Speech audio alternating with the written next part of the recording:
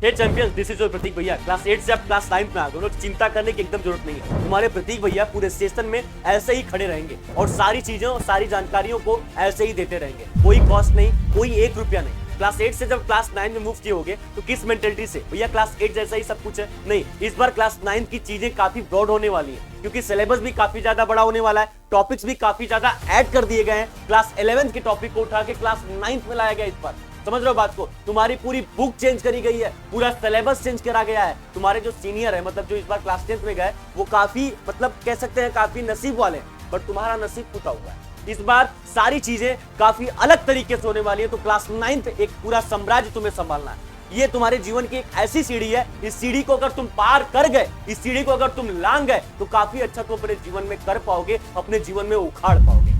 तो यार सब कुछ कराने के लिए तुम्हारे प्रतीक भैया हैं। जब तक यहाँ पे हैं तब तक आपको चिंता करने की कोई जरूरत नहीं है। वीडियो को स्टार्ट करने से पहले चैंपियंस में आपको एक स्टोरी सुनाना चाहता हूँ। एक लड़के का नाम था नितिन और एक लड़के का नाम था जतिन।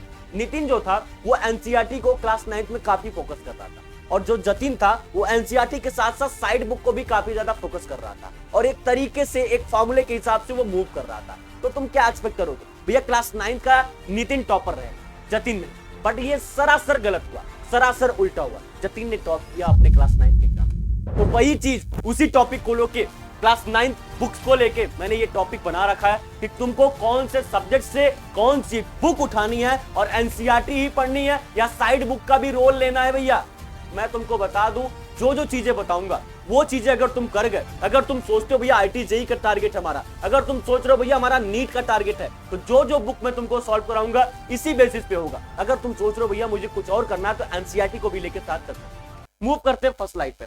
यहाँ पे आप देख सकते हो क्लास 9 की रियलिटी जो होने वाली वो मैं बताऊंगा। देखो रियलिटी क्या होने वाली है। CBSE papers are NCERT based. जो भी पेपर्स होंगे, तुम्हारे क्लास के एग्जाम क्यों नहीं हो गए, तुम्हारे क्लास के टेस्ट ही क्यों नहीं हो गए, हाफ ईयरली एग्जाम ही क्यों नहीं हो गया, एनुअल एग्जाम ही क्यों नहीं होगा, सब पेपर्स आपके एनसीईआरटी बेस्ड होंगे। National council of education research training ही तय करेगा कि तुम कहां तक जाने वाले। एनसीईआरटी को कभी नहीं छोड़ना है, बढ़ते दम तक नहीं छोड़ना है, इसको पकड़े रहना है।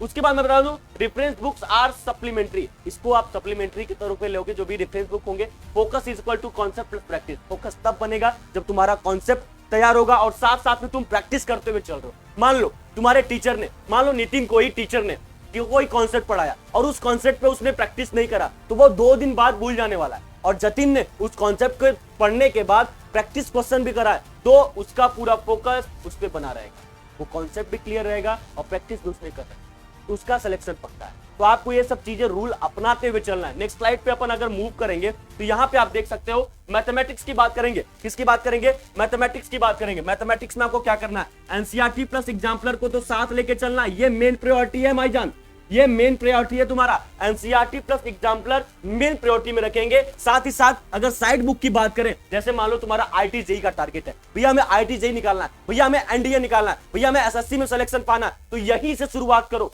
यहीं से शुरुआत करना है। जब तक तुम्हारा रूट नहीं मजबूत रहेगा तब तक तुम अपने पेड़ को कैसे, शाखाओं को, तनों को कैसे मजबूत बना पाओगे। तो फर्स्ट ये जो रूट है, ये जो तुम्हारा ये मेहनत है, यहीं से पनपना है तुम्हें, यहीं से पनपना है, एक विशाल पेड़ कायम करना है। तो उस पेड़ को कायम करने के लिए तुम्हें मैथमेटिक्स में आरडी शर्मा और आरएस अग्रवाल बुक को भी साथ लेके चलना है। ऑल इन वन को अगर ले सकते हो तो ले लेना, अदरवाइज मैं कोई पेड प्रमोशन नहीं कर रहा हूं कि ऑल इन वन तुम्हें लेके ही चलना है। ऑल इन वन का बुक का रिव्यू काफी अच्छा है, मैंने पढ़ा है, मैंने खुद पढ़ा है, मेरे जो भी बच्चे हैं वो खुद पढ़ते हैं। साथ में बोल देखेंगे focus, practice plus concept. Practice करते हुए चलना है, कॉन्सेप्ट को समझते हुए चलना है, इसके फोकस को पाने। देखो maths is all about practice. Formula based question practice से कर लो, और जो भी थियरी है उसको करते चलो। फिर जितने भी कॉन्सेप्चुअल क्वेश्चन है प्रैक्टिस से ही आएगा। मैथ से जितना दूर भागोगे उतनी ही मैथ तुम्हारे नजदीक आएगी। पर दूर भागने की जरूरत नहीं है, नजदीक बुलाने की भी जरूरत नहीं है, आपको बस प्रैक्टिस करना, ठीक है। हाँ भैया मैथ टफ लगती है, एक चीज है, मैथ टफ लगती है, तो मैथ को इजी बनाने के लिए आपको प्रैक्टिस, ताबड़तोड़ प्रैक्टिस करना पड़ेगा। प्रैक्टिस ही तुम्हारे मैथ को मजबूत और पकड़ बना पाएगी। नेक्स्ट स्लाइड पे देखेंगे क्या है। अब बात करते हैं साइंस का। साइंस का बहुत बड़ी चीज होती है यार, साइंस यही डिसाइड करेगी आपके कंपटीशन लेवल एग्जाम में, या स्कूल टेस्ट में, या एनुअल एग्जाम में, या हाफ ईयरली एग्जाम में। या तुम सोच रहे हो भैया मैं साइंस में वीक हूं और मेरी जो सामने वाली बंदी है वो साइंस में काफी तेज है, मुझे उसे इंप्रेस करना है, तो मैं तुमको बता रहा हूं ना उसका सॉल्यूशन क्या है भाई, एनसीईआरटी कर लो प्लस साथ में एग्जाम्पलर कर लेना। एनसीईआरटी भी करना, एग्जाम्पलर करना। अगर साइड बुक तुम्हें लेना होगा तो एस चांद को करना, और कोई साइड बुक प्रीफर मत करना। तुम्हारे प्रतीक भैया ने बोल दिया ना कि तुम्हें क्या करना है, एनसीईआरटी करना है प्लस एग्जाम्पलर करना है और साथ ही साथ एस चांद भी लेके चलना, ठीक है। उसके बाद हम मूव करेंगे नेक्स्ट स्लाइड पे। नेक्स्ट स्लाइड पे तुम देखोगे सोशल साइंस की बात करेंगे।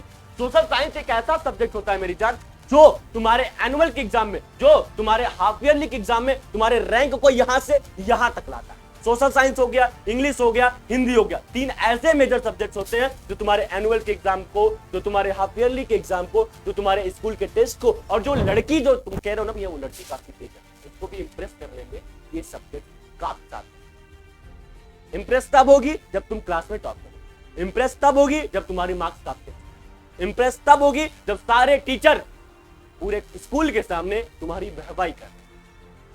तो सोशल साइंस के लिए तुम्हें क्या करना है, एनसीईआरटी करके ही चलना, जो कि मोस्ट इंपॉर्टेंट है यार। इसकी कोई साइड बुक में प्रीफर नहीं करूंगा।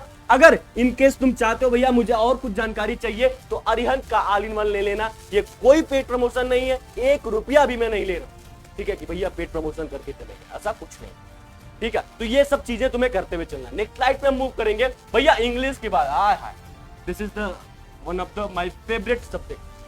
इंग्लिश की बात करें, इंग्लिश के लिए तो तुम एनसीईआरटी ले लेना। बाकी ये जो प्रैक्टिस राइटिंग है ना, ये तुम छोड़ देना किस पे, अपने प्यारे से प्रतीक, किस पे छोड़ देना, अपने प्यारे से प्रतीक भैया पे छोड़ देना। ये जो इंग्लिश की जो प्रैक्टिस राइटिंग होगी, जो ग्रामर होगा ना, तुम्हें घोल के पिलवा दिया तो फिर कहना, जुबान में दे रहा हूं पूरी यूट्यूब पे ओपनली बोल रहा हूं, ग्रामर का जी नहीं, ग्रामर का जी से लेके आर तक का सफर इतना तगड़ा बना दूंगा। अगर तुम्हें ग्रामर पसंद नहीं होगी तो मां कसम खा रहा हूं ग्रामर तुम्हें पसंद आने लगेगी। ये चीजें तुम्हें करनी है इंग्लिश के लिए, ठीक है। नेक्स्ट स्लाइड पे हम मूव करेंगे, हिंदी की बात करेंगे। हिंदी बाबू सिंपल सा है, आपको एनसीईआरटी करके चलना।